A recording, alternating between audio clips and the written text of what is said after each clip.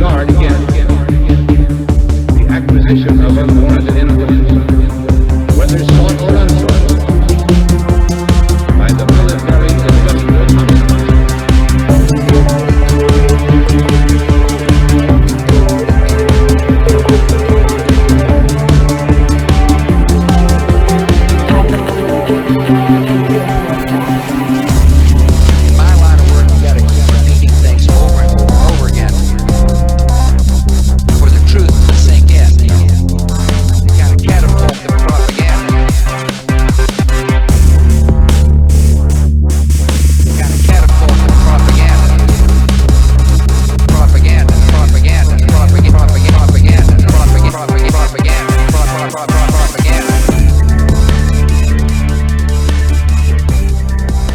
What's up? Another episode of the Ripple Effect Podcast. Today we got stand-up comedian and TV personality Dave Rubin.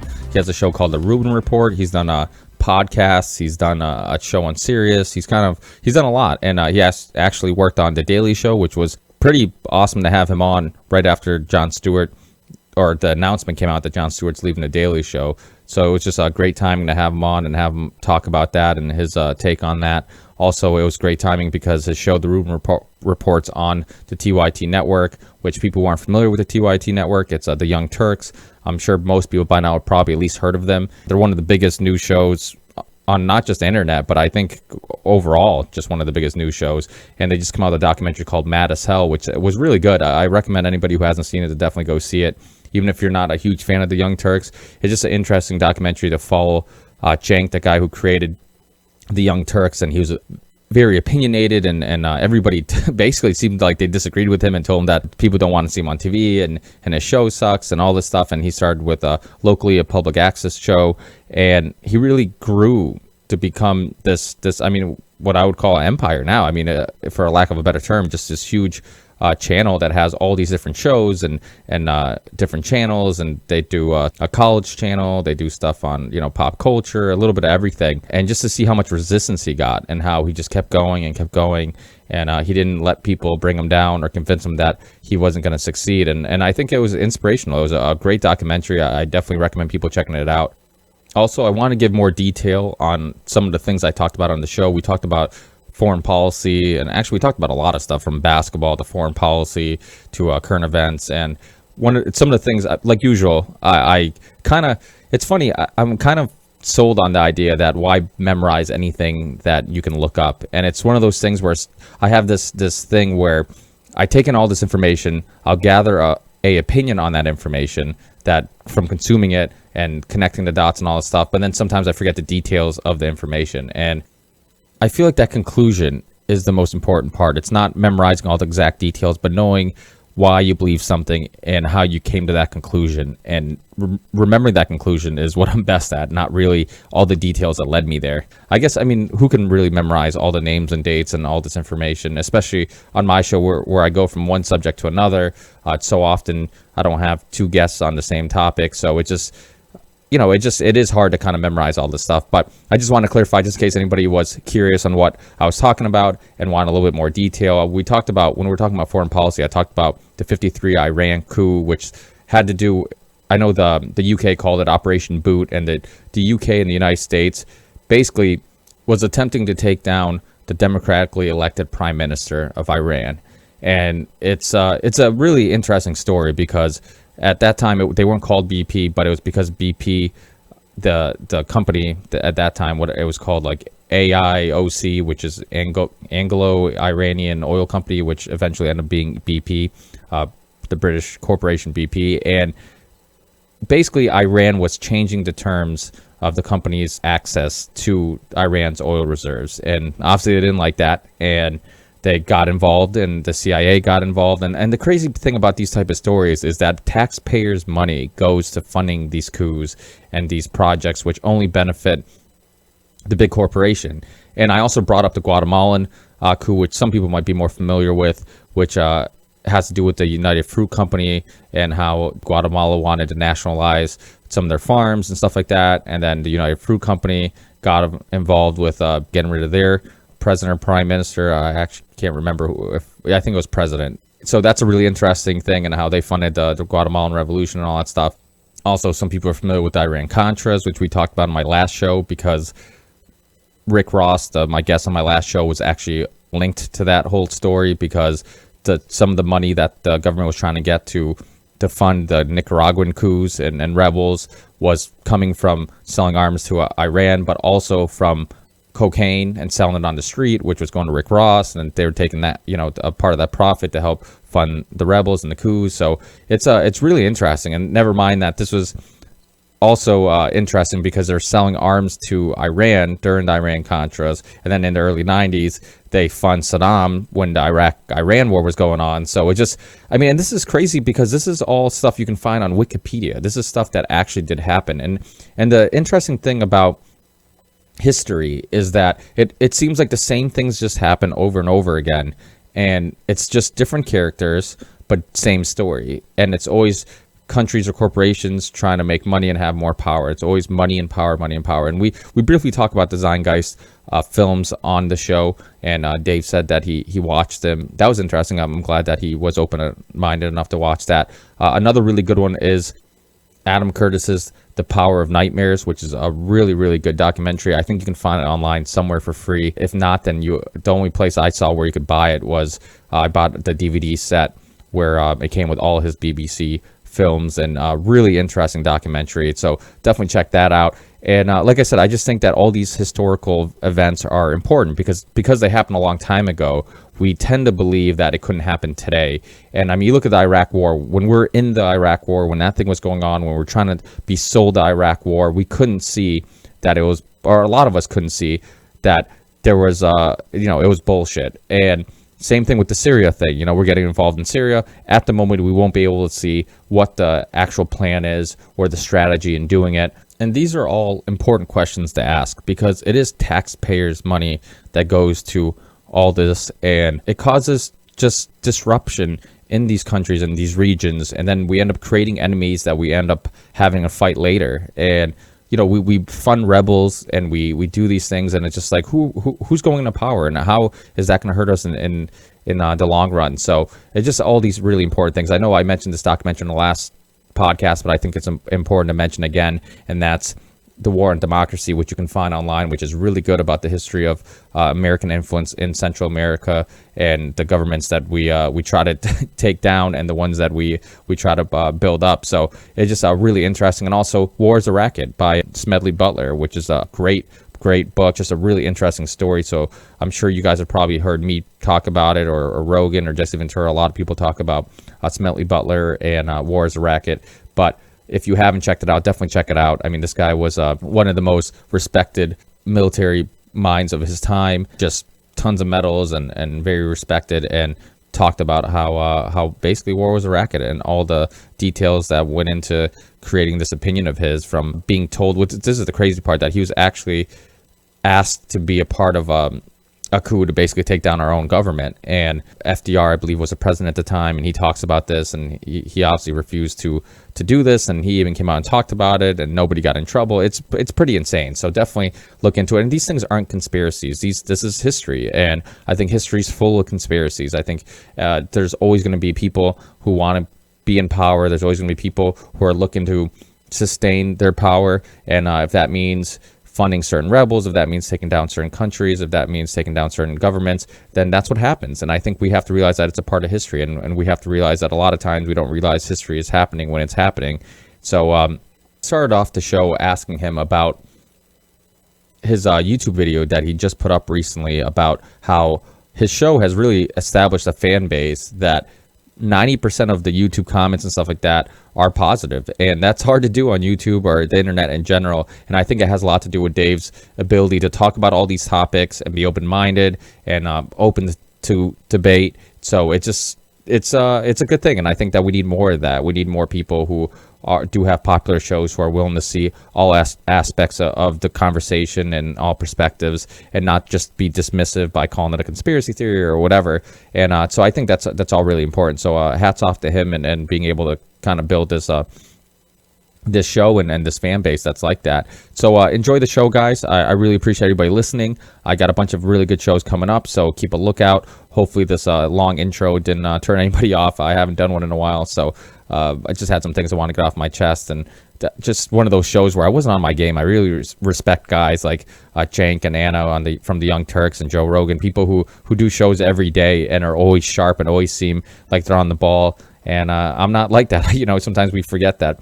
It's pretty amazing what they do, because we all do have lives, and sometimes we don't get enough sleep. Sometimes we're tired. Sometimes we get caught up with other stuff, and your mind's all over the place. So it's really amazing thing to see these people do this. So I wasn't on my game per se, but Dave was. He was funny and smart and well put together like usual. So enjoy the show, guys, and remember to subscribe to us on YouTube, iTunes, Stitcher, and all that stuff, all those places you can find us. Also, remember to rate us and share us, retweet us, do whatever you can to get the word out. I appreciate all the help. I appreciate all the positive feedback, and even the negative feedback, because even some of the negative feedback, which I don't get much, so I can't complain by any stretch of imagination. Do I get a lot? But there's always a little bit of truth in what those shitheads say, so I can always take it with a grain of salt and say, hey, you know what, maybe he's right, and maybe he makes a little bit of a point, even though I wouldn't be one to comment on a YouTube video just to tell them that that I don't like their show, or there was too much of this or too much of that, or not enough of this, not enough of that. But either way, like I said, you can always take something from it. So till the next one, peace.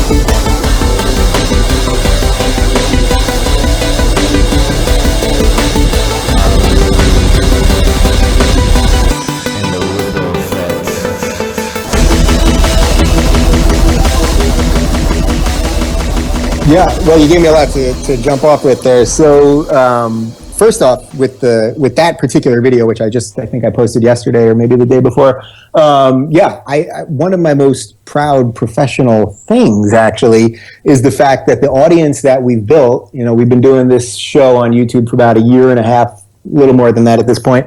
We've built an incredible audience. I'm actually amazed. I mean, YouTube commenters are notoriously awful. The trolls are out in full force. It's all anonymous, and half of them hate gays, and half of them hate straights, and half of them hate women and men, and Jews and Muslims. Everybody hates atheists, and it's just this endless hate fest. Somehow we've done something right, which is that the audience, I said it in the video, but 90%, I'd say, of the comments that we get on our videos, they don't necessarily agree with me, and I don't want them all to agree with me, but they're on point, and then they're having a discussion back and forth. So it's really a beautiful thing. And a couple people have said to me, when the channel really blows up, like we've had major growth in the last 6 months, but when it really gets to a tipping point, that's when the trolls like fully attack. But I hope that we've really started something here that'll be different than that, and I think we have. To your other point about just putting stuff out there, and some people put stuff out there and then are afraid of reaction. Some people put it out balls to the wall. To that point, I just did a video this morning. Jon Stewart obviously announced that he's leaving The Daily Show yesterday, and I was an intern there in 1999. And I asked Jon once. I was right out of college. He had just taken over The Daily Show, so The Daily Show wasn't the institution that we know it to be now, so he wasn't a huge star at the time, but he was the host of the show that I was interning for. And I said to him, I was like, Jon, if you have any advice for a young comic, is there anything you could tell me? And without missing a beat, he said 2 words: don't stop. And that's it. And to me, that sums it all up, whether you're doing comedy or you're a musician or an artist of any kind, or, even if you're a lawyer or whatever you are, if you believe in what you're doing, and have something to say and have something to share, you just can't stop. You just got to keep going. And it's, it sort of sounds, I guess, kind of, it sounds almost dismissive in a way, like don't stop. Like, what kind of advice is that? Like, there's nothing magical about it, but in a weird way, it's almost the best thing you could say to somebody, because I've had plenty of moments over the years when stand-up my stand-up career wasn't going the way I wanted to, or I missed this TV gig or that thing. And it's like, you just can't stop. If it's in you, like, what am I going to do? Well, I don't know what I would do if I couldn't do this. Like, I can't be in the NBA. I've tried. So, like, you just got to keep moving forward. Yeah, it's funny because you're right. It does sound cliche. It sounds like, oh, there must be more to it. There must be some trick that you're not telling me. That's why you're successful and I'm not. But I think it really is that simple. And I started this podcast and I named it The Ripple Effect after one of my songs I wrote. And it's the whole point was because I really truly believed in the ripple effect. I believe in the idea that, one person can spark thought, and every great change in the world has started with just one person and an idea, and then sharing it, and it continues and continues. And I really wanted to share that philosophy with people, and I wanted to convince people that we all can make a difference, even if it's little. We really don't know where that ripple is going to end up and how different. I mean, I've had conversations with people about certain topics, and then never, just in a group or whatever setting, and never really think I'm getting through to anybody. It's just kind of casual conversation. Then maybe 6 months later, it'll be like, oh, I remember that thing you said, and I watched that documentary, or I read that book or whatever, and it was just one of those things where, like, holy shit, people do listen, so. Yeah. Well, look, you can kill a man, but you can't kill an idea. Yeah. I don't know who said that originally. I got it from V for Vendetta, but that's the truth. If you have something to say, I was discussing this on my show this week also about this whole Brian Williams thing, and he got caught in a lie. And I can honestly say, in all the years that I've done the YouTube show now, but even my Sirius XM show and podcast before that, I can't think of one instance where I intentionally lied on air. I truly can't think of one.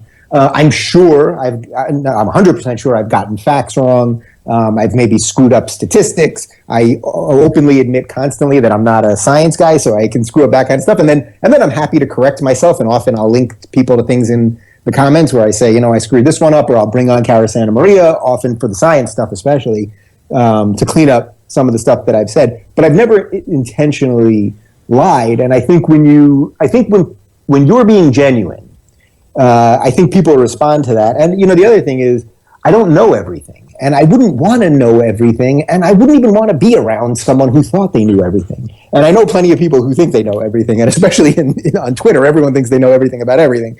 And I don't know everything, and I'm upfront about that. And we live in a weird time where, because of social media, if something happens in the news, everybody has to comment about everything. So, like, for example, when this thing happened with Cuba a couple months ago, that we were going to start, have this reset on relations, suddenly everybody was tweeting about Cuba. And I'm thinking, do half of you people have any idea what you're talking about? I don't know that much about the Cuba thing. It's just not one of the things that really I know a tremendous amount. So I posted a picture of Kramer from Seinfeld smoking Cuban cigars, and I said, this is my thoughts on Cuba, something like that. Because, I want to be in the conversation and, make things light and fun for people. But this idea that everyone has to know everything about everything, it's crazy and it's dangerous. It's actually dangerous because most people, know a little something about a couple things. Some people know a lot about a couple things. And then there's some geniuses that know a lot about a lot. But nobody knows everything about everything. And when someone tells you that they're always telling you the truth and they know everything about this, or when they throw their opinion out on every freaking thing, guess what? It doesn't have that much value. Well, I think my co-host once said, he's like, I'd rather know a little bit about a lot of things, or instead of knowing a lot about one thing. And you do meet these people who are experts in certain fields, and I think that they do seem to be a little closed-minded. It's like you end up meeting somebody who's super science-based, and then, and Kara's been on my show, and I remember asking her where once, I'm like, do you think there's anything that, because I think just like yourself, I know you're really intrigued with the future and how science is always developing. And, I have one of those feelings where I'm just like, I still feel like there's something about the universe, something big that we still don't understand. When you look at, obviously there's sounds that our ears can't hear, that only dogs can hear. There's, what we see is just light, bouncing off things and reflections and stuff like that. So I'm like, there's probably, I feel like there's still something, and she's like, no, I don't, she really didn't feel like there's going to be another big discovery. She felt like all the big discoveries were kind of, but you read history and you realize how wrong people were in the past. Obviously, we've evolved quite a bit, but who to say we won't evolve anymore? Right. We thought the Earth was flat. We thought the planets revolved around us. I mean, all kinds of stuff that science always proves things wrong. So I'm always leery of the people that are, always saying they're right about everything for that. Because the whole point of human advancement is that, you test and you push. And, I don't know if you watched Cosmos, but, Neil deGrasse Tyson has a pretty great way of taking big, complex,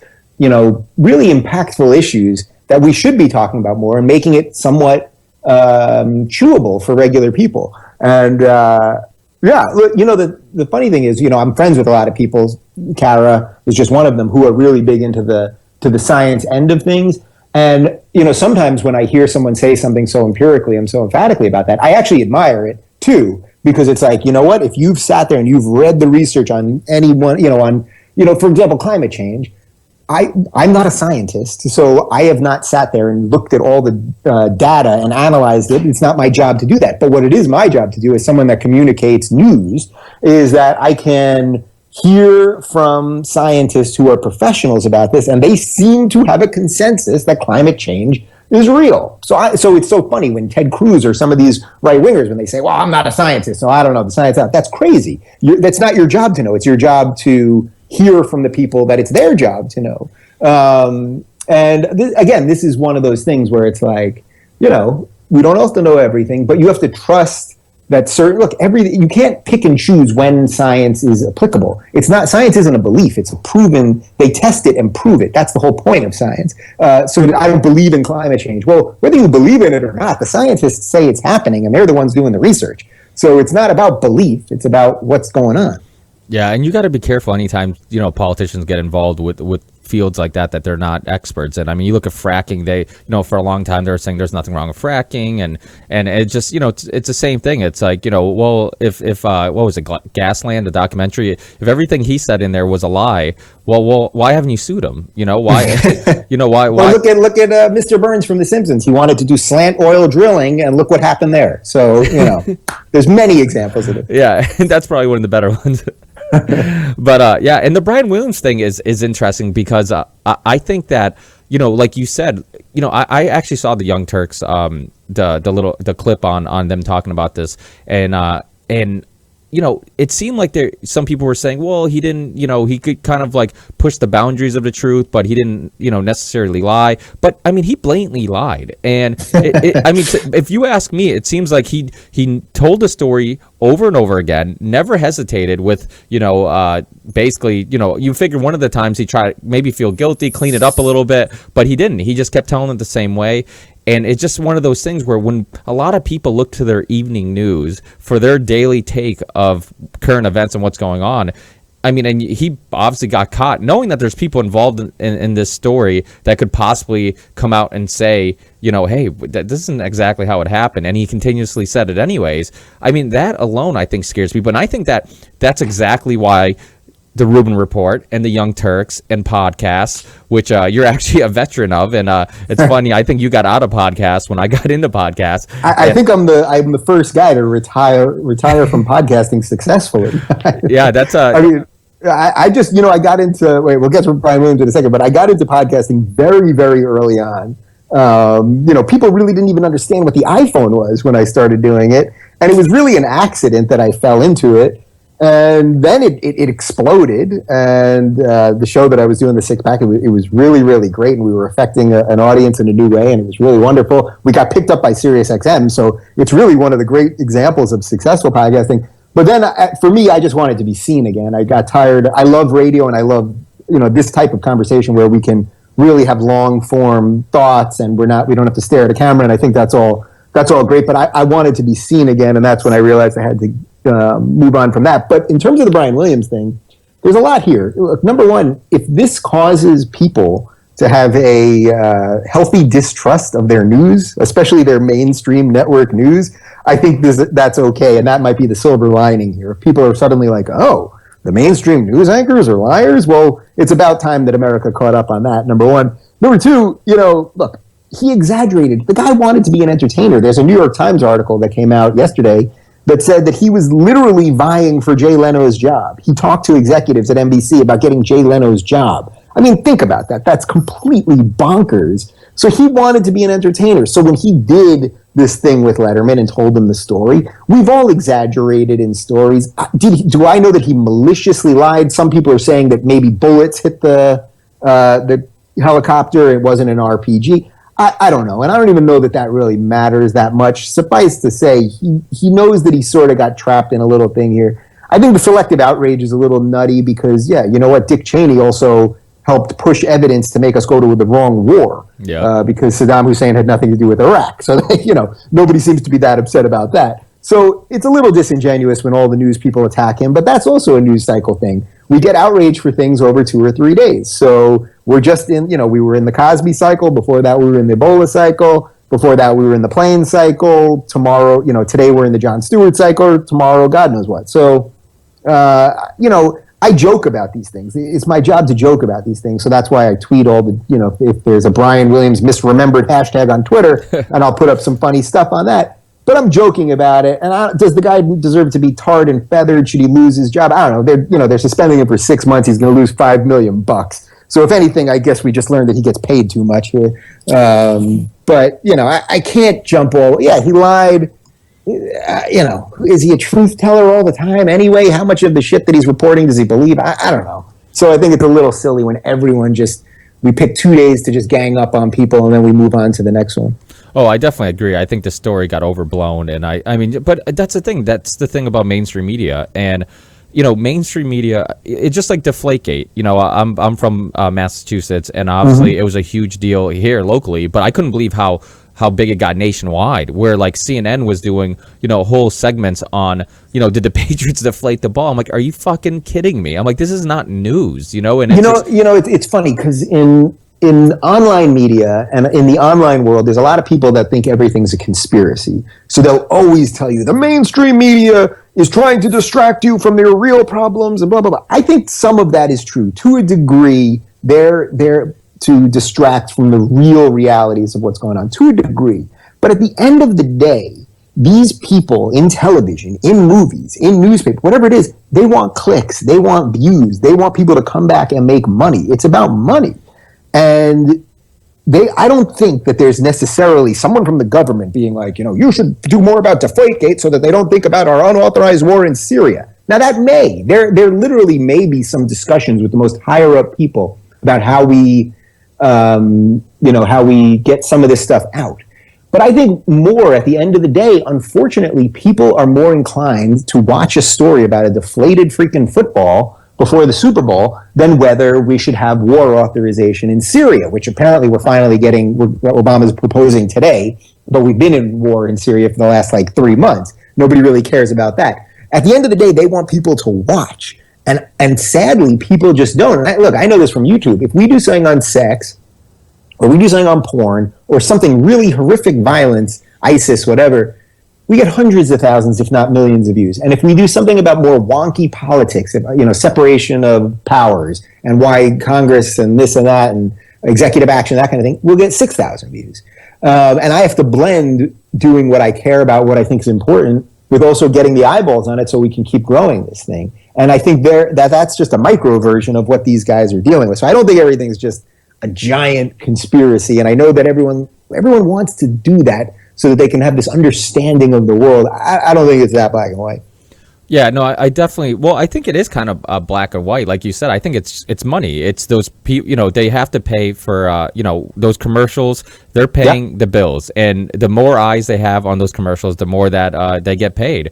So it's just one of those things where it is sometimes as simple as they want to talk about a story that's big in the moment because it'll keep the eyes on the TV, which means they can charge more to those marketers. And it just, it's just one of those things where, so, I mean, money is the root of all evil. That's why a lot of times when you look at these, conservative and liberal debates and all this stuff, and it's like, liberals like to complain about corporations and how they're evil, and conservatives like to complain about politicians, how they're evil, and they need smaller government. And I think that, the one thing that they're missing is that the common denominator is that people are greedy. And anytime you have people in charge of anything, there's going to be, a chance of fuckery. There's going to be a chance of greed and corruption. And, so it's not, either or. It's Yeah, it's we look. This is one of the wheelhouse things that we talk about at the Young Turks, between money and politics and money and media and all that. And I'm a firm believer. I think this is one part where I depart from most of my contemporaries, at least that I work with now, is that I think that the Democrats are basically as bad as the Republicans. It's the same thing. There's a reason why when Wall Street gives money every election cycle, it's usually like 51% to the Republicans and 49% to the Democrats, and that fluctuates a tiny bit. Yep. There's a reason, because they're hedging their bets. And guess what? If a Democrat wins with the 49%, they still owe the guy. You can't have anyone much more closely associated with Wall Street than Hillary Clinton. She's been on Goldman Sachs's payroll and gets millions of dollars for speeches and all that.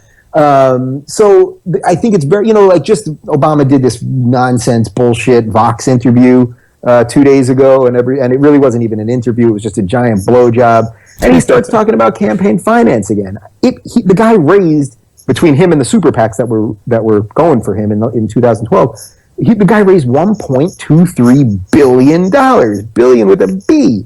So he's had 6 years. Now, I get it. The Republicans do the same exact shit. Romney raised something like 1.21. So I get it. Everybody's bad.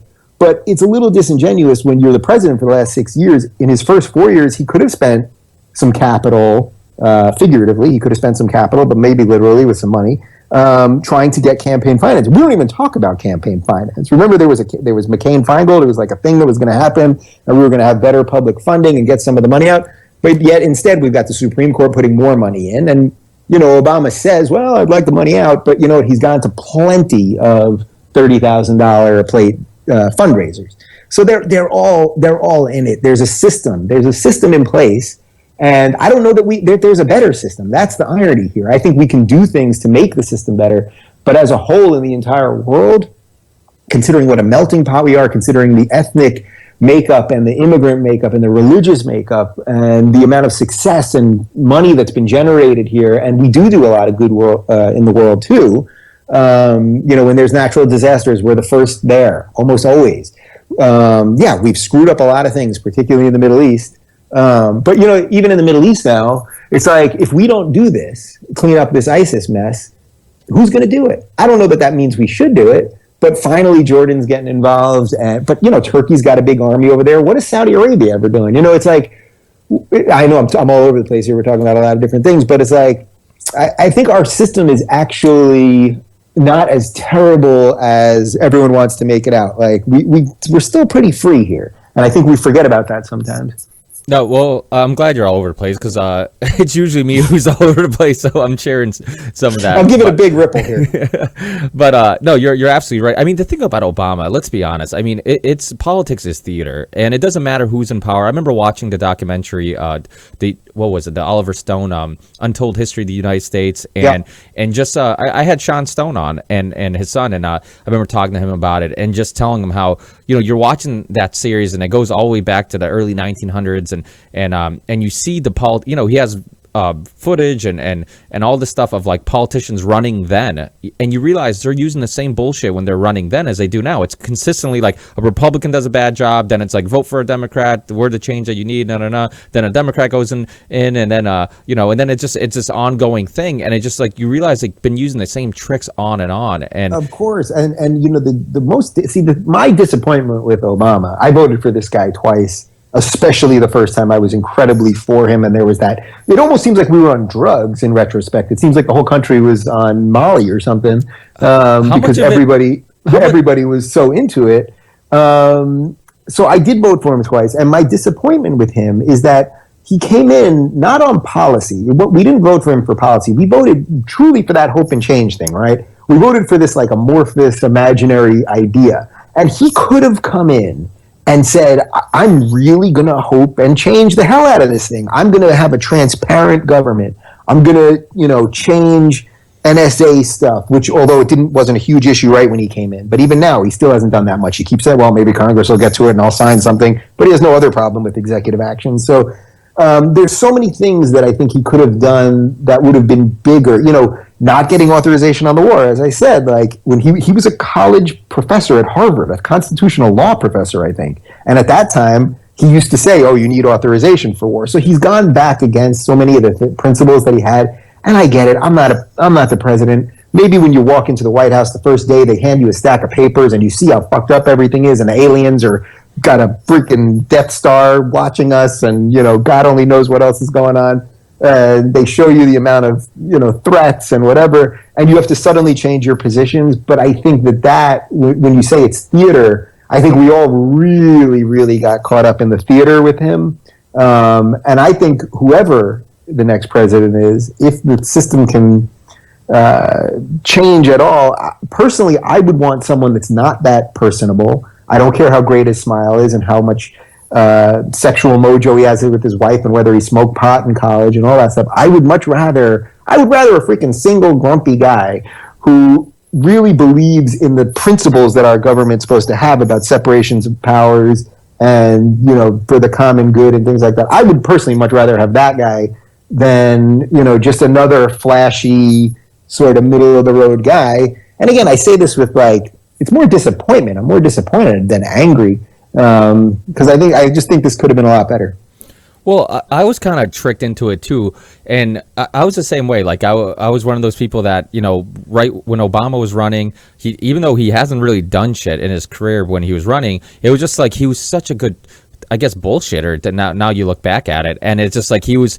And now looking back, I wonder how much of it was me liking Obama or more of me disliking Bush. And I think that I disliked Bush so much that I was just so excited for somebody else to go in there who wasn't anything like Bush. And right. But that's what I mean about the danger. It's like we were so sick of Bush. Everybody.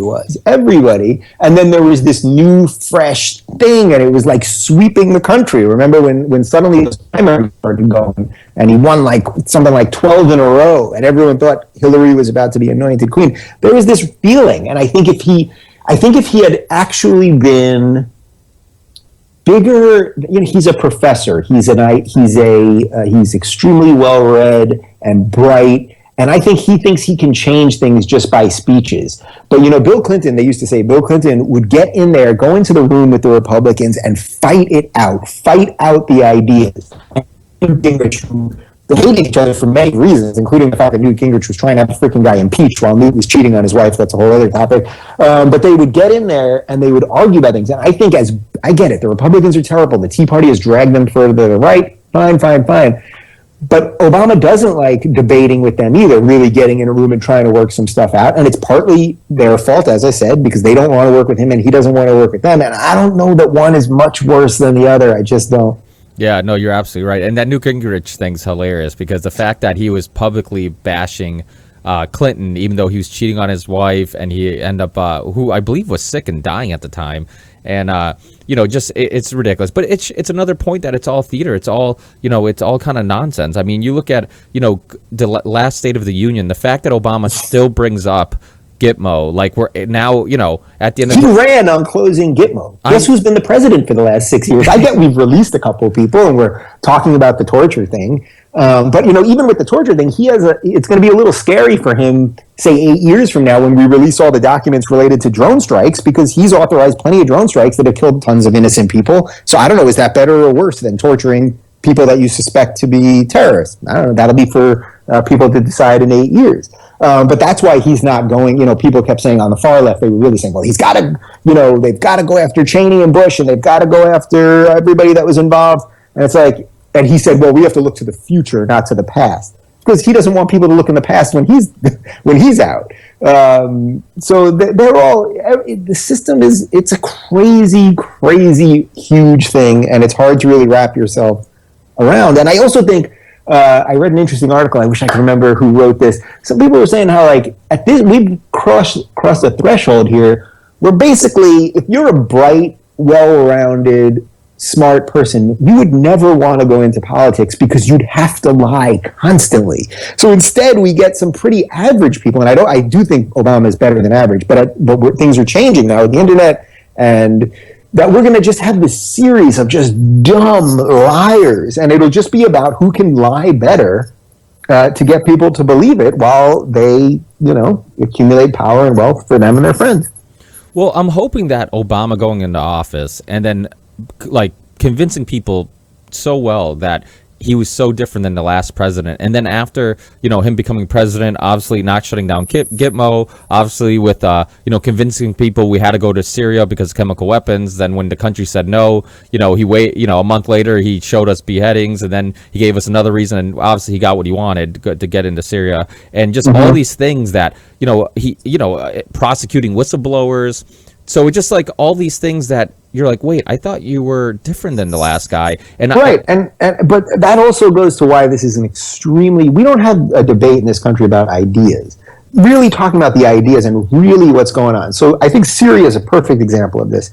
Last summer, when there was the original debate, when they thought that Assad used chemical weapons, and everyone was saying, go to war, and it sounded like Obama wanted to do it. And suddenly he was saying he didn't need authorization, again, which he had argued against as a senator, saying that Bush needed authorization. We should have a debate, like right now. So finally we're going to get this 3-year authorization, right? Now he's going to be gone. He's not even going to be the president at the end of the 3 years, number one. Number two, we know that no war goes the amount of time. You don't just pick an end date for a war. That's not how it works. And actually you could look at Iraq right now and go, well, part of the reason that it went to shit was because we picked an absolute out date, which Obama went through on and he ran on and stayed true to it. But then the bad guys knew, or whatever you want to call them, they knew that, the end date's coming, and now Iraq's basically not a country anymore, for all intents and purposes, nor is Syria. They're not functioning nation states anymore, really. We need to have a real debate about, okay, Syria's going to shit. 250,000 people have been killed. They're beheading people. They're burning people alive. This is serious an evil ideology that I think that as it keeps increasing could rival Nazism. We could have a real debate about that and say, what is our role in the world? What is these other countries' role? And how do we do that? But instead, we don't really have a debate. We go, we're going to get authorization for 3 years. We'll do it. We'll bomb some people. See, there's no real... and that partly is because, the military-industrial complex obviously is incredibly powerful and maybe is making some of the decisions one way or another. But again, this is where Obama, he should have, if we're doing this thing tonight, I mean, he's literally passing this legislation on to them. The night that they pass it, he should have like a fireside chat and be like, here's why I'm doing this. I don't want to go to war. I don't want Americans to be thought of as warmongers anymore, but there's something horrible going on in the world, and we seem to be the only ones that can help these people. And I know that in the past we've screwed things up, but right now this is for a time for us to do something. Now, I'm not saying that's what he should do, but if he wants to have this discussion, then we should really have it. And unfortunately, that's not what we do. I'm just not sure that whatever they tell us that their intentions are ever really their intentions. I mean, it seems like everything's always geopolitical strategy. I mean, you look at, a great documentary, The Trials of Henry Kissinger, with Christopher Hitchens, who it was based on his book. I mean, it just went on, just exposing how every single strategy, was or every single move was strategy for geopolitical, just reasons. And you look at the Iran-Contras, you look at what we've done in Guatemala, you look at, what we, all the Central America countries that we got involved in, and you look at, Iran when we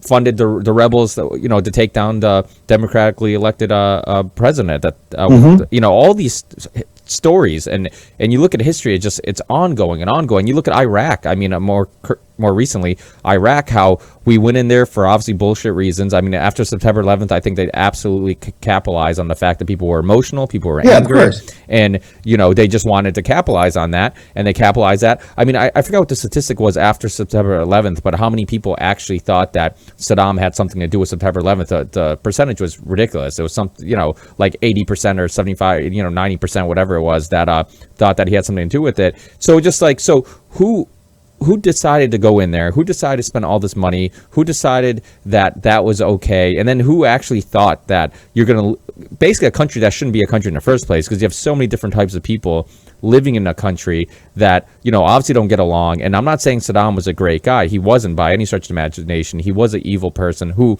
never mind, we did fund, and there is a video of even Hillary Clinton saying that, how, we funded him at one time and gave him weapons. But you look at all that. I mean, to think that now, like, we're going to go into the Middle East and do anything for just causes, and it's not going to be for a bigger strategy. I don't know. I'm just skeptical of it. I mean, I haven't seen too many just wars. Right. So that's unfortunately the bigger fallout of the Iraq War, the mistake in Iraq War, is that now we don't trust our government to do things for the right reasons because that one went so poorly and we were so misled into it. So it is two things can be true at once. We may have really bungled that one, but this might be the war we have to fight, right? Because this ISIS thing is so evil and out of control. Now, I'm just saying might. I'm not saying we should do it. I don't know why Europe isn't doing more. Why isn't England doing more? Why isn't France certainly doing more? They've got a huge immigration problem there right now, and a slew of other problems. So I don't know that that we should do it, but there should be a discussion about it. And, a more recent example of this confusion, and again, this is where I think Obama's really failed, is that Egypt, they had a revolution to get rid of Mubarak, who was a dictator that was backed by the West for like 30 years. They had a democratic election. Everyone in the media, everyone kept saying, the Muslim Brotherhood will never win, they'll never win, they'll never win. And guess what? The Muslim Brotherhood ran. Then they installed Morsi. He destroyed whatever minor democratic rule they had and freedom of speech and freedom of expression. Then what happened? Well, then the military got rid of him, and now we're backing the military. So we backed the democratic process, and then we backed the coup, but we didn't call it a coup, of course, because if we had called it a coup, there's reasons that we can't give them aid, and we give them the second most aid. So that's what I mean about we have these policies that are not, they don't seem like strategic long-term things. They're just like we're constantly just putting out fires, and we say certain things. We're for democracy. Well, if we're for democracy, then I guess we should have been for the Muslim Brotherhood, even though the people wanted to get rid of them, and they're doing pretty awful stuff all over the Middle East. And yet now, and Obama was saying how great Morsi is. He helped negotiate a ceasefire between Gaza and Israel, and then they get rid of him, and now we're for the people that caused the coup. I mean, it's all crazy, and you can only go so deep into it because it just never ends.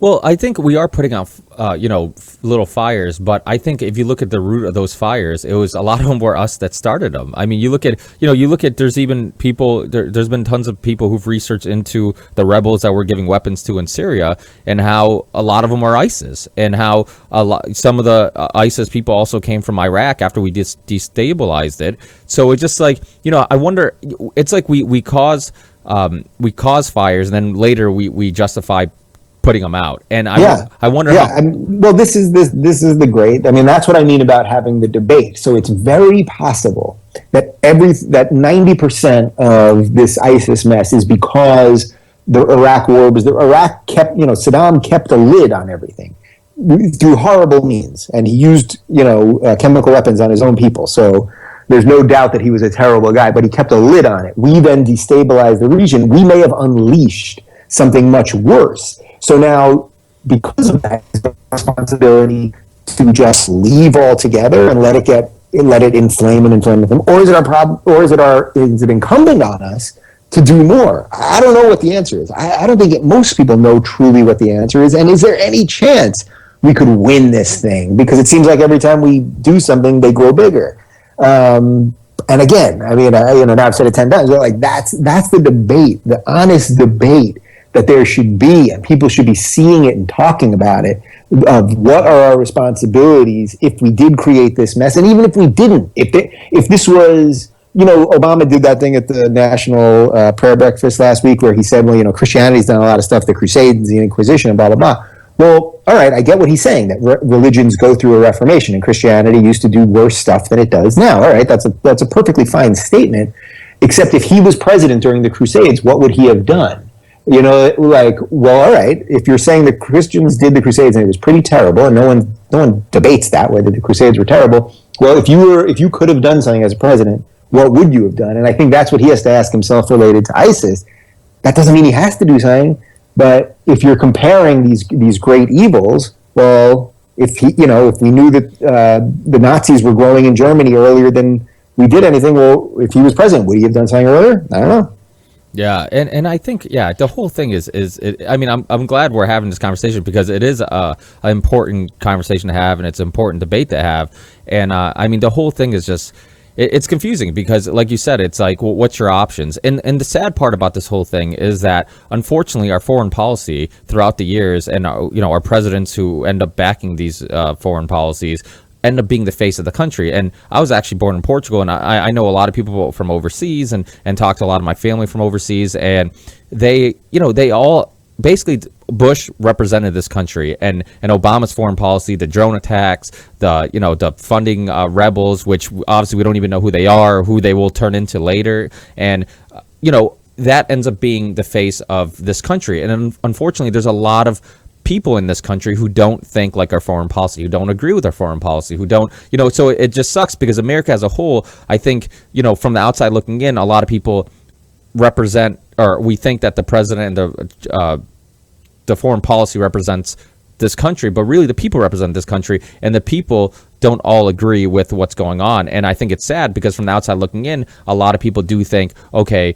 Americans are just warmongers. They're just they want to go around and get involved in everything. It's like no. There's people in this country who understand what we're doing is wrong, and look, most people are not representative of their governments. I mean, that's number one, and especially in democracies where thankfully we have plurality, and you can believe, at least for now, although free speech seems to be on the ropes in a lot of places in the world, you can believe what you want and speak your mind and all that.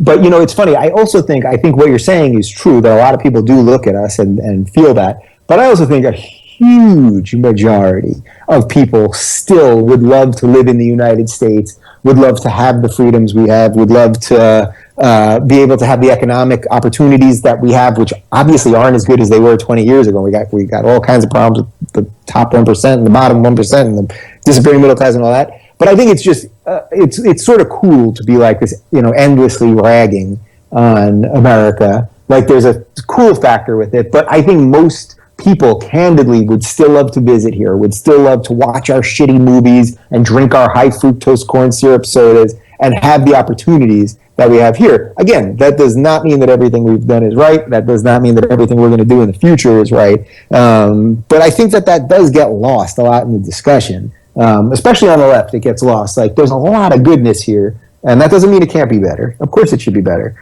But I think we have to be aware of that too, because sometimes you don't know. We could radically change our system. I don't know what systems are working much better. I don't think Western democracies are doing that great right now. There's a huge problem in Europe and everything going on with Greece and the EU and all that. Like, there aren't that many systems doing too much better, especially when you consider the melting pot of people and the way that this country grew from the hopes of virtually every minority there is. I don't know who's doing it much better. I want it to be better, but I think we need to be careful with that.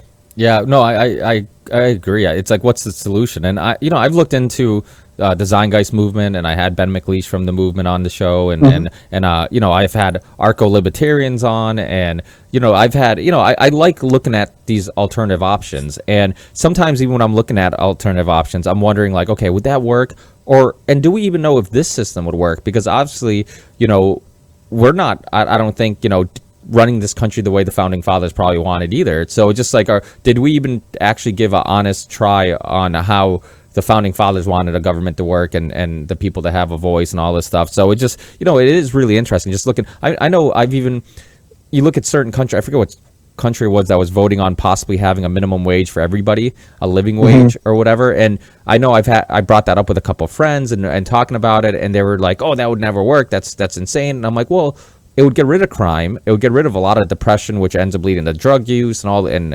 a lot of I just had a Rick Ross on, Freeway Rick Ross, the guy who he was on my last episode, and we were talking about how a lot of people who are violent and rob, steal, it's because of necessity. It's because a lot of it is because they don't have anything. They need to feed their family. They need to. People don't want to turn to crime generally. There's organized crime, and sometimes people want to steal some shit. But as a general rule, I think most people would rather live a sort of decent life. Yeah. Yeah, I completely agree. I think that people argue that people are violent, and if there wasn't if there wasn't laws and rules and police, that we'd be it'd be chaotic. But I'm not sure I believe that. I think that we truly are I think there's things that separate us, like, we use the terms like liberal and conservative and Republican, Democrat, and I'm a Chevy guy, you're a Ford guy, and all that stuff. But but I think at the end of the day, if you see somebody get hit by a car, our instinct is you feel bad and you want to go help and you want to do something, and it doesn't matter what skin color they are or what their political views are or any of those things. And I think that all those other things do is just separate us. And I think we do have to look at everything as a whole and just say, hey, you know what, maybe this, who knows, maybe it wouldn't work, but it is just to brainstorm the idea of having a minimum wage for everybody, that it would possibly eliminate a lot of drug use. It would possibly eliminate a lot of violence, robbing, stealing, all this stuff. And to think that I think people are still motivated. There's a great book called Drive, which is all about how we've been convinced that capitalism and money is what motivates people, but the greatest minds in history, like Nikola Tesla and all these great minds, were motivated by their work, not motivated by the financial gain of it. JP Morgan was the one who was motivated by money, and that's one of the reasons why a lot of people don't know who Nikola Tesla is today. And so it's just, listen, if I was motivated by money, I would have switched jobs a long time ago. I don't know if you know what the CPMs on YouTube videos are, but they're not that great. Yeah. I mean, most people listen to my podcast. They don't watch it on YouTube, but you're absolutely right. I mean, but I think that's the cool thing about podcasters and people on YouTube. A lot of these people got into it because they do have something to say, something they're passionate about, something that interests them, and it wasn't financially motivated because there's not really any money in it. So but that goes to we're sort of getting full circle here, because that goes to the don't stop John Stewart thing. If you have something in you that you got to say, you know what, usually, or not even just say, if you have something in you that you want to paint or sculpt or sing, if your goal at the same time is money, you got a major problem on your hands, because it's hard to do both of those at the same time. You got to hope that one day the world, will catch up to where your art is. And I hope I'm getting there. I think I'm linking up a little bit better than I used to. You got to hope that it'll come around, but you can't be, there's a reason that most comics, you got to really struggle for a long time and do shitty jobs. And I've done all kinds of crazy jobs and, got into debt and all kinds of stuff. Because most good comics, you're not going to also be a successful PR guy, work a normal, successful job and work your way up the corporate ladder while you're trying to fulfill your dreams. Those things generally are mutually exclusive. Yeah, definitely. So you started comedy in 90. Actually, another thing I wanted to ask you before I forget: are you a Trailblazers fan? A Portland Trailblazers fan? Now we can get into some fun stuff. Thank God. So Clyde Drexler is my hero, my childhood hero, at least in terms of sports. Yeah. And I wasn't really into basketball until around the 1990 season, and that was Portland. I think was like 63-19. I caught it was the Western Conference Finals against the Spurs. Rod Strickland made a horrific pass, but then let Portland get into the finals against the Pistons. The Bad Boys won the second championship. But I just loved Clyde. I just loved everything about the way he played. He was calm and collected, and it was like, and yet he could dunk over anybody and score a ton of points and rebound and pass. And it was almost as if he wasn't paying attention. And there was something that I just loved about it. Like, he wasn't, boisterous and loud and high-fiving and going crazy. He would dunk over somebody and just move back to the other side of the court, and his name, also the name, Clyde the guy glided in the air. So I was a Portland fan for many years in those early 90 years. And then Clyde ended up getting traded to Houston, which is where he went to college and won a championship. So 95 with Houston is my favorite basketball year. Do you still watch? Because I'm actually a Blazers fan too, and it's funny how I became a Blazers fan, because I was a big I live in Massachusetts, so I'm a Celtics fan, and when I got it, I actually grew up. My parents pushed me into soccer, and I really didn't get into basketball until later in life. But when I became a Celtics fan, they were awful. and So you're talking about like the mid 90s, right? Yeah, always. Well, up till 2008. We were awful for a long time. So what happened was that I was always a big Scottie Pippen fan. Same thing. I loved how he didn't really he seemed like a cool guy off the court and on the court. Seemed like a likable dude. And then when he went to the Trailblazers, the one thing the Trailblazers Blazers had in common with the Celtics is they both hated the Lakers, and I'm like, okay, Yep. I can root for these guys. So and then I started rooting for them, and then little by little I just got so, and that was when they were like, soon after they were the Jailblazers, because everybody, Rasheed Wallace and Damon Stoudemire and Reuben Patterson and all those guys, Bonzi Wells, and it was, I mean, they Don't forget J.R. Ryder. That guy was a piece of work. Arvydas Sabonis. How about one of the most underrated? It's too sad he came to the States so late in his career because he. Well, one of the great little sports facts is that Arvydas Sabonis I think was drafted by Portland in like 1986. So think about it. Those Portland teams in 90, 91, 92 that made the Western Conference Finals 3 years, Finals twice, lost to Jordan obviously the second time. They had Kevin Duckworth, who was a pretty average guy. He made an All-Star team once or twice, but he was, kind of out of shape, not a great player. They had Sabonis when he was young. Think how good Sabonis was by the time he got to the NBA. He was an old man. His knees, he couldn't move.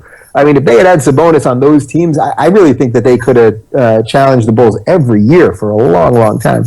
Well, he was like the Michael Jordan of Europe. I mean, what a lot of people don't know is he couldn't come to America because the Soviet Union wouldn't let him, and he was such a star there. And he only came to America after the Soviet Union disbanded, and then they let him come here. And if you look at highlights of him in Europe, I mean, this guy was unbelievable. I mean, he literally. I mean, I'm not, making shit up by saying that he was the Michael Jordan of Europe. I mean, he really looked like Michael Jordan of Europe. I mean, he could shoot, he was athletic, and like you said, to come to America at older, late in his career, and obviously everybody says NBA is the best of the best, and still be a good center and great passer and just just really a good player. I mean, if like you said, if he came to the league earlier, who knows what he would have done. And it's a shame because a lot of people only know that Arvydas Sabonis, the very kind of not very athletic, just kind of a post-up passer and kind of like a Vlade Divac type player.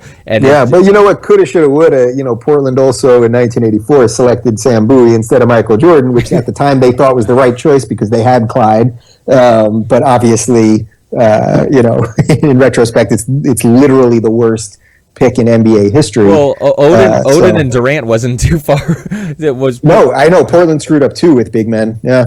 Well, I think when they picked up Odin, I think what people forget is that the NBA went a lot of years where every team was revolved around a big guy. You had the Tim Duncans, the Dirk Nowitzki's, the Shaquille's. Like the foundation for a winning team was big guys. Kevin Garnett's and even though Kevin Garnett wasn't winning at the time, he was one of the best players in the league. And so I think it was just like you're going with that trend. You feel like if you have a big guy, then you can really build a team around him.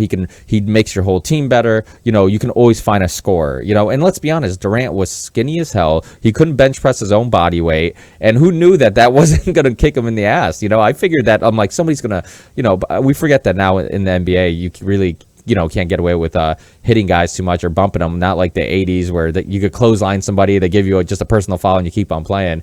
But Durant, I mean, to think at his with his physique, as skinny and not strong at all, could dominate the way he does. I mean, he stunned me. I mean, I was definitely not a believer that he was going to dominate the way he does. So, I kind of can understand what the thinking of Portland, even though it was obviously a big mess up. But to go back to why you like Clyde, Clyde Drexler.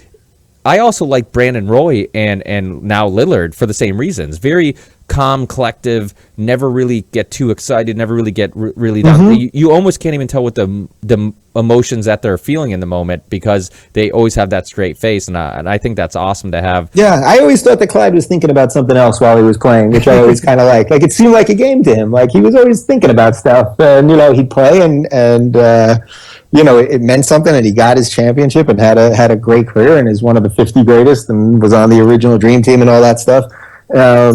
But yeah, I my finger roll is pretty good, by the way, because I did learn it from Clyde. Did you play ball? Were you a basketball fan, and you also played it? Yeah, I mean, I didn't play on like the high school team or anything, but I was always playing with my friends, and I play in a weekly league with some of the TYT guys. Jank is actually pretty good for a guy that's got a couple extra pounds on him. He's pretty solid. Let me guess, he's posting up. Steve-O is shockingly good, really? By the way. I can see Jank posting up. I mean, I can. He seems like he could get where he wants on the court. He can. It's hard to stop him. Yeah, but that's fun because I mean the nice thing about doing something athletic like basketball is that you can. I mean, obviously being on a treadmill or being on the elliptical, I mean, a minute feels like an hour, and it just time goes by so slow. And when you're playing ball, you're just chasing the basketball, you're chasing the defender, you're getting a better workout without really thinking about it. And I think that's it's good when you can find a group of guys and continue playing. Absolutely. So the other thing I wanted to talk about was you did watch Black Mirror. I know you mentioned it on one or two shows. I've been all about it lately. Yeah, how fucking crazy is that series?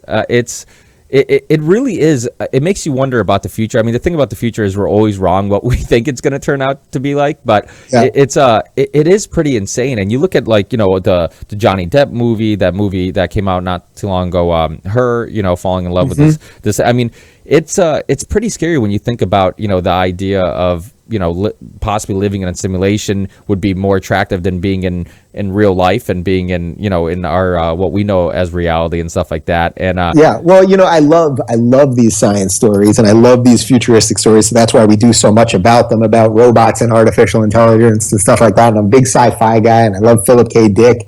And Total Recall is probably my favorite movie of all time, the original one, the Schwarzenegger one. But Black Mirror, what I love about Black Mirror is that it appears to basically be like 5 years in the future. And most futuristic movies are like 20 years in the future or 50 or 100 or whatever. And this, it's like, it almost feels like it could be happening right now. And, we're starting to do all this stuff. So living in a virtual world and having memories recorded. These are all things that are, these are science fiction, but they're based in science. It's not something that's that far off. And that's why I think it's so great. And I actually just watched Her also last week. So I was on a big kick with all this like semi-future stuff. And look, science fiction is only fiction until it becomes real. And that's why I love it, because I think we're getting a taste of it. And it's never the future until it is the future. And then you're like, oh shit, here we are. I can't believe it.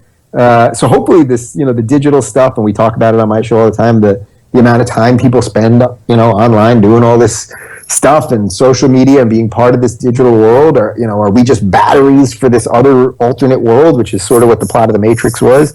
I love it. I think it's a great thing to think about and be aware of. I mean, you ever see the movie We Live in Public, the documentary? No, I didn't see that. It's really interesting, and it's basically this guy has this underground. I don't know. It's been a while since I watched it, so I'm probably gonna fuck it up. But the idea was that he had this underground layer or whatever, and he got all these people to be a part of this experiment, and he had cameras on everybody, and he was gonna supply the food, the bathrooms, the everything, and all you had to do was live in this place.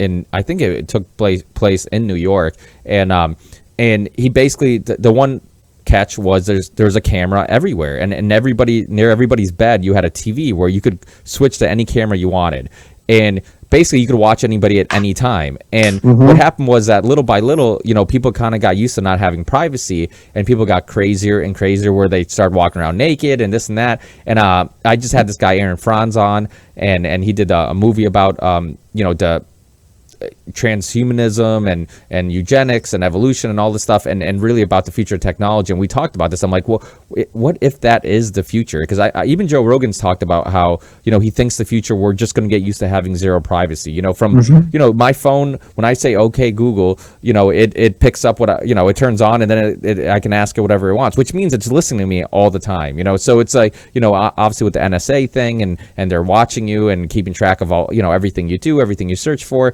It seems like that might be the future, this idea of like zero privacy. And it's just to think of how we're going to adapt to that, because I really, you being a writer, and obviously when you're doing stand up and stuff like that, you write on stage, but obviously I'm sure you probably do some writing off the stage and kind of brainstorm and stuff. I mean, we like that privacy. We like that being alone, or at least I do, and I think, Listen, privacy is incredibly important, and I think we got all this stuff in the last 10 years. We didn't really know what we were getting, and then they just kept giving it to us, and we kept taking it. So we kept hearing about hacks and Anonymous and cyber threats and NSA, and then at the same time Apple came out with a phone that takes your fingerprint, and we all bought the phone. We did a story on my show today about these Samsung smart TVs that are actually listening to what you say, and they can send your voice, your actual voice, to third parties to sell ads. Well, then if that gets hacked into, who's listening to what you're saying? It's all like 1984 happening at once. And I don't necessarily know that it's all based in evil and they're coming to get us and under control all of us. Maybe that's happening. But it's sort of like the war thing I was talking about before. Like, I just think people need to be more aware in general of how the world is changing. And then just be part of the conversation, I think, is the most important thing.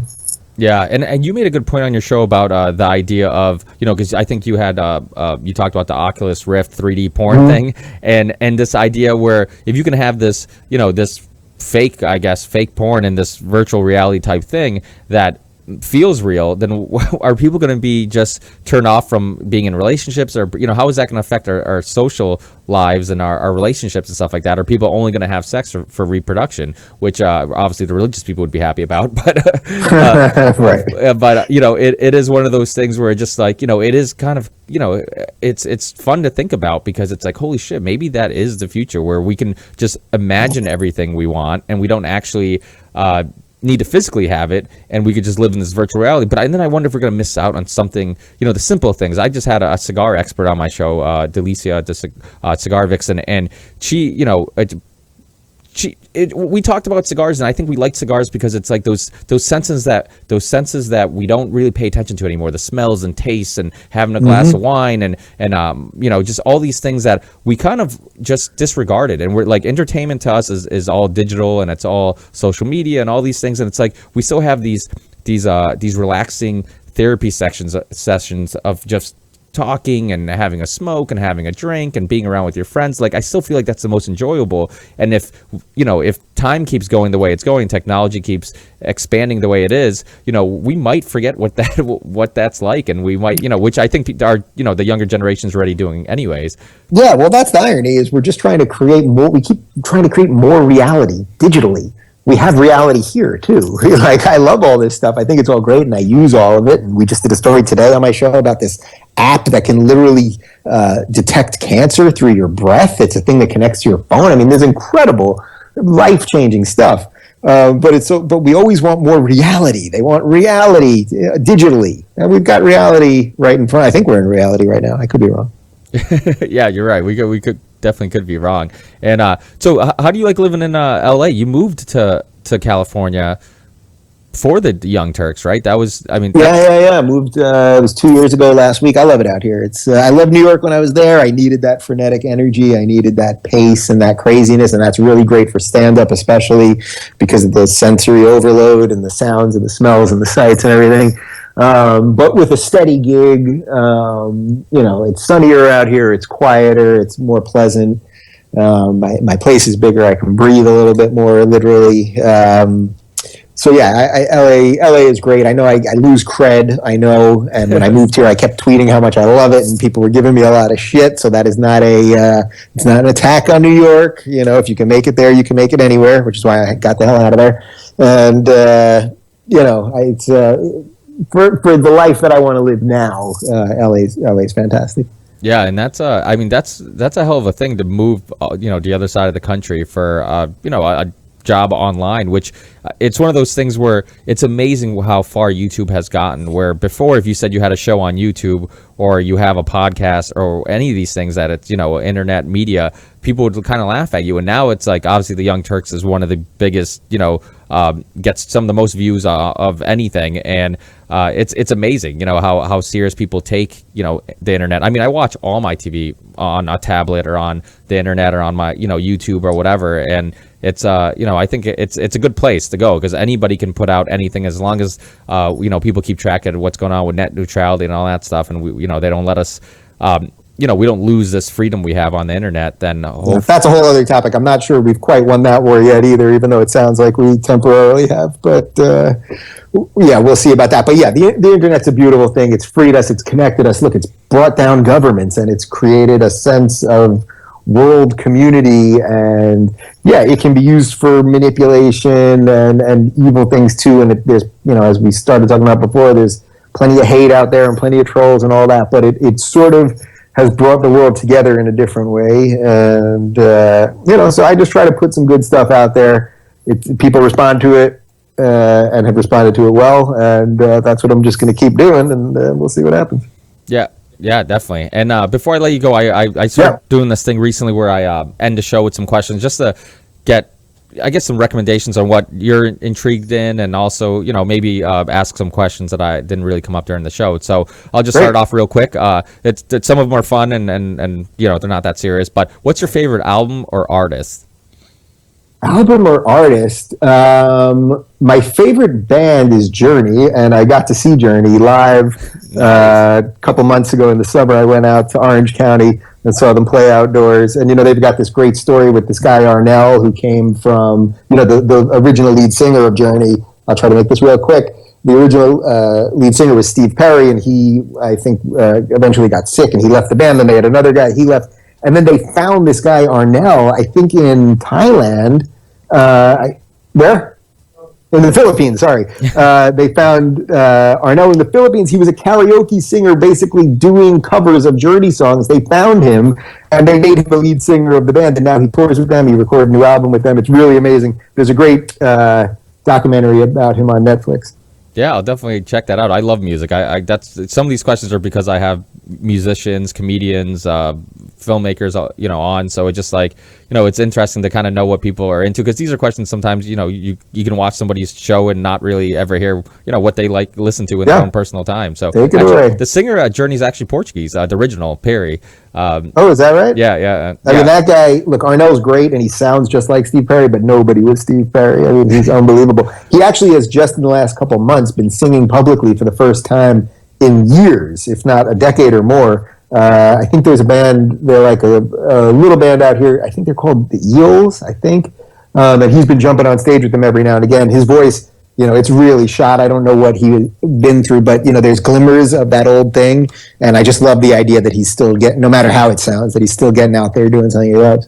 Yeah, definitely. The only reason I know he's Portuguese is because there's not too many famous Portuguese people out there. So when you're Portuguese, you got the list. You got the list, exactly.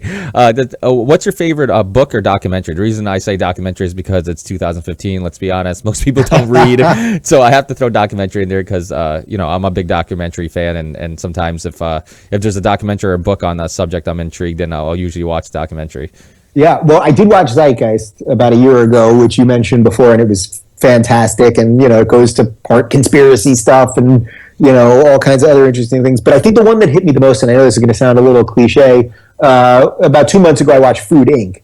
And we do a lot on my show about this, about proper farming and why our food travels. In the old days, your food literally was in front of your house if you lived on a farm, or it was you had to go to town to get your food. Now our food travels 2,000 miles to get to us. The pesticides we spray on our stuff, the awful processed foods we eat, the preservatives. When we drink soda in America, we have high fructose corn syrup because it's cheaper than sugar. So you have to get a Mexican Coke in America to get actual sugar in your Coke. I mean, it's crazy. So it's a great movie about the industrial complex of food and how it affects health and how it affects the economy, and that what you put in your body is not just about how it tastes, but about almost every facet of what life is summed up on what's on your plate at the end of the day. Oh yeah, absolutely. Yeah, I've done quite a few shows on nutrition and health, and I had Nancy Gabberty on all about natural remedies and stuff like that. And it's funny, you watch that movie, and obviously you have Cara Santa Maria on your show quite often. She's she's very not pro GMOs, but I guess you could say pro GMOs. Yeah. And it's kind of a funny debate, because it's like I definitely see it from the scientist's point of view, where it is one of these things where I can see how it can benefit the world, but I also think that it's a little scary because of the lack of research and all that stuff. So that's a whole other topic that's not my department, which is why I brought Cara on to talk about it a lot. I know that from what I got out of the movie, there's a real difference between genetically, GMO foods and what Monsanto's doing, because what Monsanto's doing has a lot more to do with regulation and controlling seed population and all that. There's a lot of business things that are separate from the science of what GMOs really are, but I'm not an expert in it, so I should probably leave it there. Yeah, Future Food's another one that's really good. Okay, now you're a comedian, so what's your favorite comedian? Well, this is a tough one, because my hero of comedy when I was 1983 and I was sitting in my parents' living room and I was 7 years old and I flipped on HBO, and I'll never forget it because I laughed so hard that my insides felt like they were exploding, was watching Bill Cosby himself, which is to me the greatest stand-up special ever.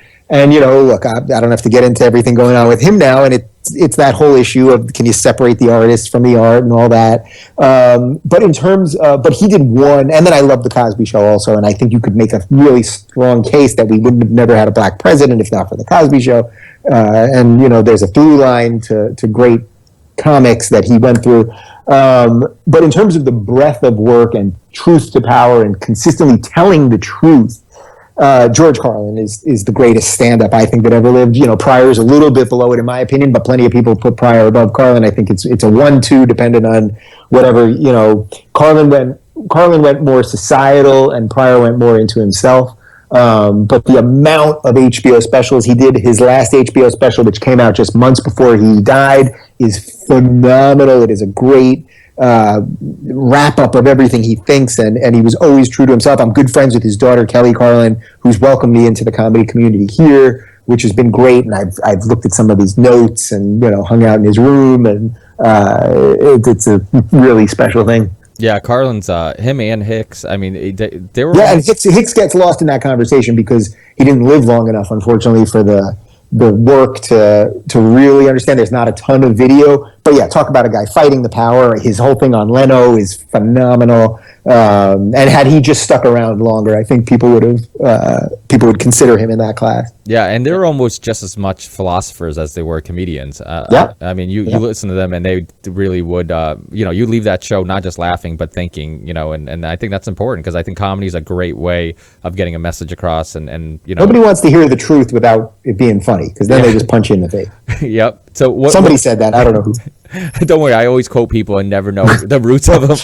I'm loosely quoting somebody. Yeah. And what's your favorite podcast? This is where I say the ripple effect, right? Yeah, I guess. This is for the tag. You know what? Honestly, I don't listen to that many podcasts.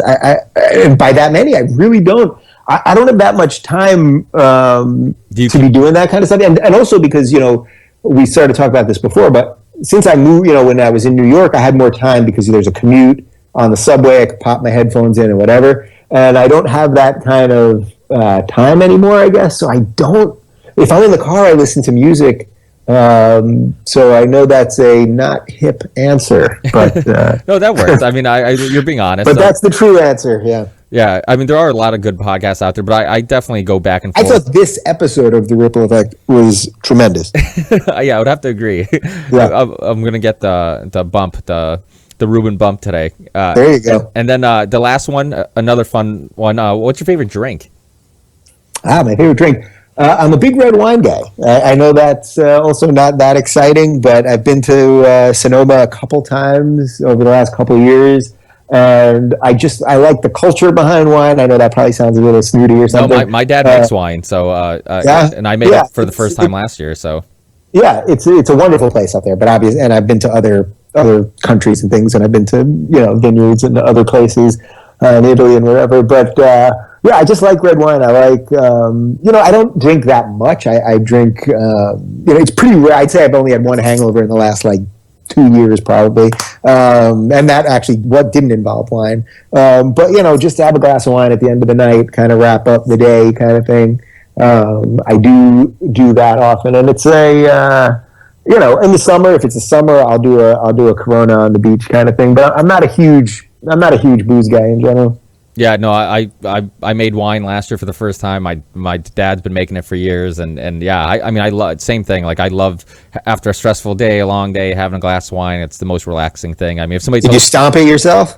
No, actually, when I was a kid, I did. My dad would put me in the in that little square cement thing, and we'd stomp on it, and our feet would be purple for for weeks, and yeah, I mean, there is something about just getting together with friends and trying each other's wine and my dad, just being a kid, seeing my dad with all the Portuguese guys hanging out in the wine cellar and just sitting around and drinking and talking and laughing. And it's just like, when I was a kid, I'm like, that seems boring. And now as I get older, you really appreciate that. And you realize how much, even though obviously we talked about comedians, Dan Carr or George Carlin and Bill Hicks, and one thing they all have in common is psychedelics. And I think that psychedelics get a lot of credit for expanding, for the benefits of it. And or at least recently, it seems like they definitely are picking up steam. I think alcohol should get some credit for its social, just connecting with people. I think that you connect with people over a drink more than you would just eating or whatever, just talking. And I think there is some benefits to that. To just and listen, I've had some pretty good connections over mushrooms too, but it's been a while for that one.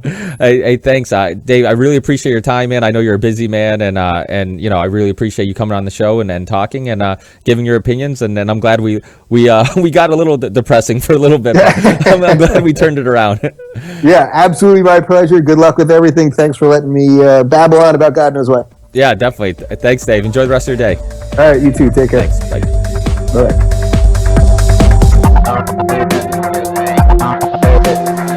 Believe in the ripple effect.